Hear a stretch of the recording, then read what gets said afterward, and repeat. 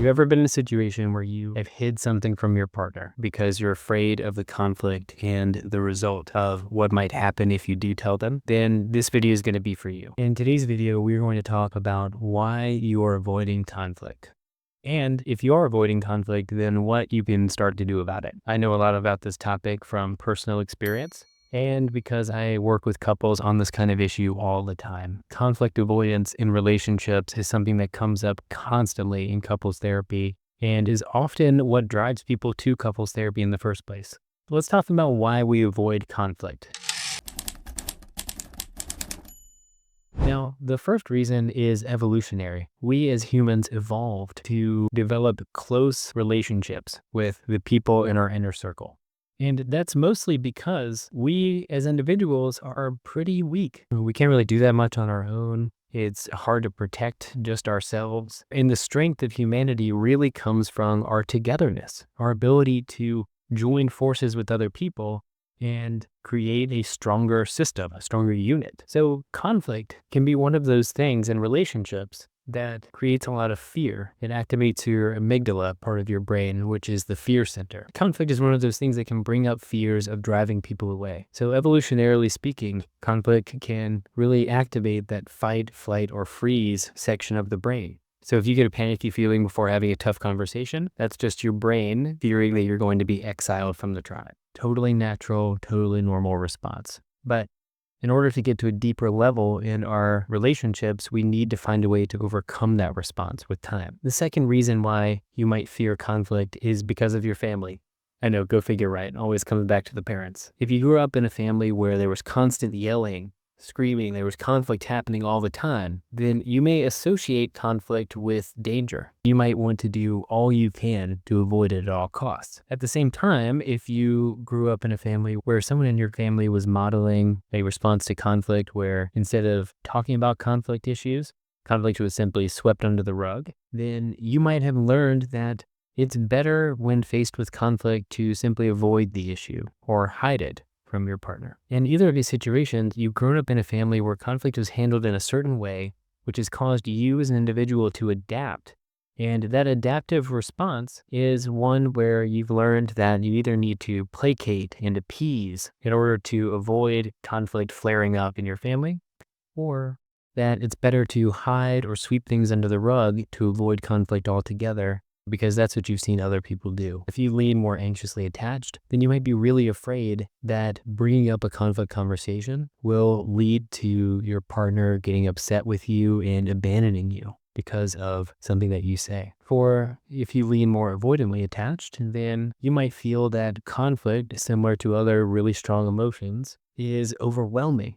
And so you try to avoid overwhelming things and overwhelming emotions. And conflict is just another one of those. Conflict might bring up emotional triggers in the present day for you. Now, a very typical one is shame. You might fear being judged, exposed, or being seen as inadequate by your partner or the person that you're in conflict with. And so in order to avoid that, you simply avoid the conflict altogether. Or you might just fear rejection.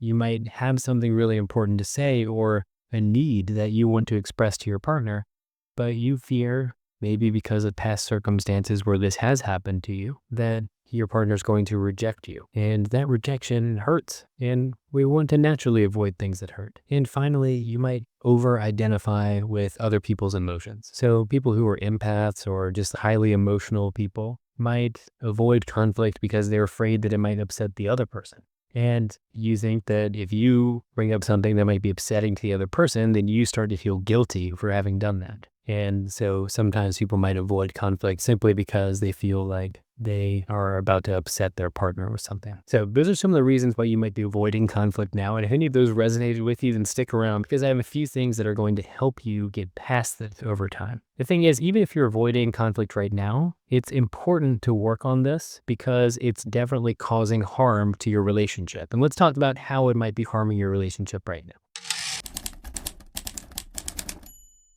The first way is that conflict builds resentment. When you don't bring up things that are important to you, or when you feel like your partner isn't a safe space where you can make mistakes or admit things that might be troubling you, then you begin to keep those things inside. Those worries or concerns or issues that you have, they'll just go away they end up being pushed down. And when they're pushed down, you often develop a narrative that your partner is someone who isn't safe, who isn't doing the work that you want them to do, or doesn't see or appreciate your needs. And a lot of the reason for conflict avoiders, the reason why you begin to feel that way is because you aren't expressing those needs in the first place. And so your partner doesn't realize that you even have an issue that they probably could have addressed. And so conflict avoidance tends to build resentment in the person who is avoiding the conflict because those issues are still there. You just push them down and don't voice them, so they never get a chance to be resolved. The other way this harms relationships is by reducing authenticity.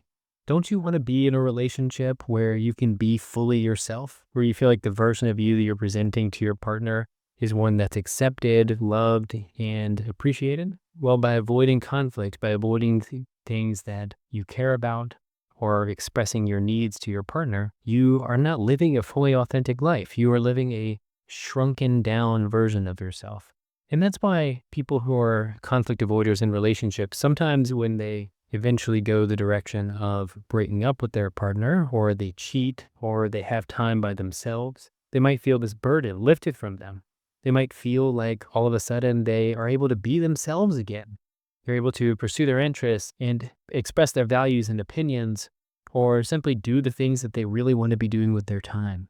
Really, the reason that they're finally able to do all these things is because they're living a more authentic life instead of keeping down their needs or desires or wishes or opinions because of fear of how the other person might react or the kind of results that it might create in the relationship. Finally, conflict avoidance prevents growth. If you never bring up anything that is challenging in your relationship, then your relationship never has a chance to evolve and grow. It creates this kind of weird stasis where you and your partner are just kind of stuck at the same level all the time because you're both living in this kind of surface level world. You're not getting to the depth of what's going on for each of you because you're afraid to bring that stuff up. And this keeps you from growing together. Okay, so we've talked all about conflict and why you might be having it and the harm that it's doing. So let's get down to brass tacks. How do you actually confidently choose to face conflict? Well, the first thing that I want to say is that this is a journey. This is not going to happen overnight, and you might have a lot of ups and downs. It might be difficult for a long time. I know for me, I started as a conflict avoider, and it's still hard for me, even now. But by practicing these things, you will get better at it over time. So let's talk about how to do it. The first is to change your mindset. Reframe conflict as an opportunity. Every time that you notice that fear response come up in you, you say, oh my God, if I bring this up, then she's going to leave me, she'll abandon me, or oh my God, she's going to get so angry with me. See that as an opportunity. By working through this conflict to really build understanding together. Conflict can be a great way to work together to really understand each other in a better way. Okay, so the second step here then is to practice emotional self-regulation. Self-regulation is really just learning to calm your body down and work through the difficult feelings that come up with you around conflict. So here's an example. Okay, you know that you need to tell your partner something. There's something that you're really excited about going out and doing, but you are afraid that if you tell your partner this, they're going to be unhappy with you. They're not excited about you doing that thing. So normally you might shove that thing down, or you might hide it or go do something without telling them. But instead, what we're going to do is we're going to face that conflict, because conflict is an opportunity to gain understanding together, and you are going to self-regulate. Okay. The way you do this is by noticing what's going on for you internally. Pay attention to the anxiety that flares up, that feeling in the pit of your stomach, the tenseness in your muscles, the shallowness of your breathing, and begin to calm yourself down. A good way to do this is by doing deep breathing, where you breathe longer on the out breath, because the out breath activates the parasympathetic nervous system. Para meaning like parachute, meaning brings you down. So a good way to do this is by counting in for 4 breaths, and then breathing out slowly for 8 breaths.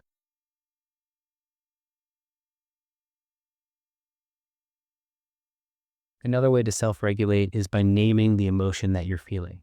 A good way to access a more rich vocabulary of emotions that you might be feeling is by using a feelings wheel, because we use this all the time in therapy. And really what it is it's just a list of all these different emotion words. And so when you start to feel something, you can notice what exact emotion you're feeling. When they're just saying in therapy, calling it, that you name something to tame it. So the more you name an emotion and name what you're feeling, the more distance you get from that emotion, and the more you're able to regulate yourself within it. And the third way you can do this is through physicality. Okay, so noticing that you're feeling a certain way, you're feeling really anxious, take a walk or do some stretching. Tense up your muscles and get a workout in so you can kind of calm your body down physically. These things can really help you regulate in the moment and manage that anxiety so you go into this conversation in a calmer way. The next step is to practice communicating assertively. The big thing here is to understand what exactly you want to communicate. And what I always recommend for my clients is to write it down first. Really write it out, like write it out in detail, what exactly you want to say to your partner, and practice saying it out loud even before you get to them.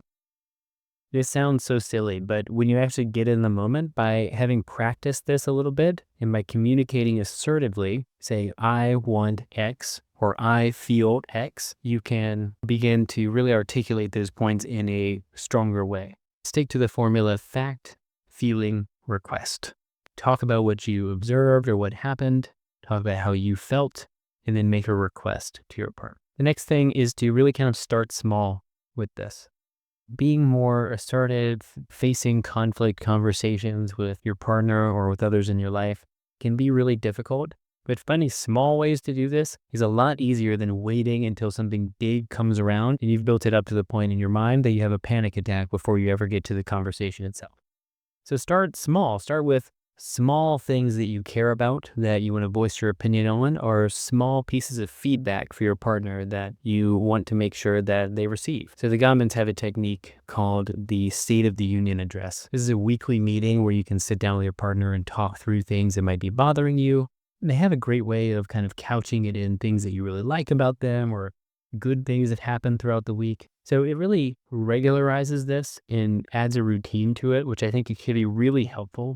Because the more you have kind of a routine, regular time to check in with your partner and a space to bring these things up in, the more normalized it's going to get for you. And the easier it will be to bring these things up when it actually matters. And the more likely you are to get ahead of these things instead of pushing them down and waiting until it's really urgent to bring something up, or you feel like you have to totally avoid it because it's so big that you can't bring up whatever's on your mind. So I know that if you are avoiding conflict, this can feel impossible. It can feel maybe like it's just part of you. It's just like who you are and how you deal with the world. And that might feel really hard to change. And believe me, I've been there. I get it. But by starting really small and recognizing the ways that avoiding conflict can really hurt you in your relationship, you can begin to take small steps in the right direction of changing this behavior over time. So let me know if this video was helpful for you, and please don't forget to like and subscribe to this channel. Share this with somebody who you feel like it might be helpful for, and I will link a playlist that I've created on conflict and how to handle conflict better in your relationships down below in the description, so please check that out, and I'll see you next time.